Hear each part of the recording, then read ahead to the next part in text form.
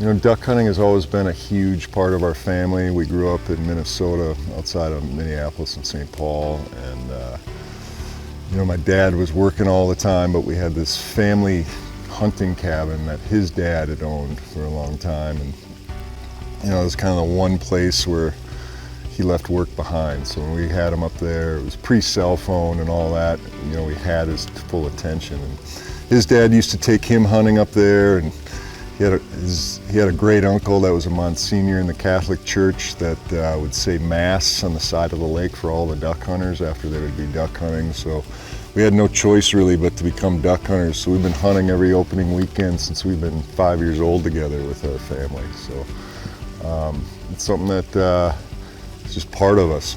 And when I moved out here to Colorado, you know, and got a job before I bought a house or a car or anything, we bought this farm, and always just wanted a place where one day I could take my family that kind of was the same as that family duck hunting cabin up in northern Minnesota.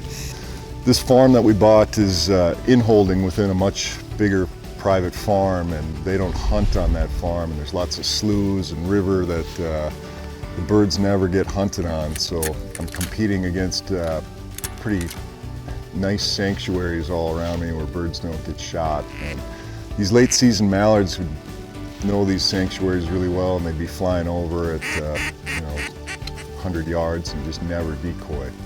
So I needed something that had some action to it, that was realistic, and could suck these late season well-educated mallards in that had seen everything down from Saskatchewan to here. Pretty tough to trick. And so we worked on prototypes. I knew what the action that we wanted to have. We wanted to have that realistic feeding action, and took us a while. Took us 4 years of prototypes and a lot of hours out in marshes and wetlands, checking out how ducks reacted to this thing. You know, a big part of it too was I hate cheap hunting and fishing equipment. When you take time off work and your family comes out, there's nothing worse than doing battle with some piece of junk that's just not working for you. It can screw up your whole day or your whole trip. And you know, this time's such valuable time to spend with your family out in the field that I just wanted something that was reliable. So if anything, we over-engineered this thing. But I think people really appreciate stuff that's made well, made in the United States. There hasn't been a lot of innovation in duck hunting in a long time, and this is game-changing. Yeah, it's a game changer, and we're excited about it.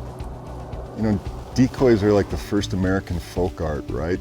And I think this, the Flashback kind of cements our place in that history. It's kind of cool. I think it sounds kind of arrogant or egotistical, but I think we'll be reading about this in books someday, you know, that this was a step forward in innovation in hunting. So it's kind of exciting.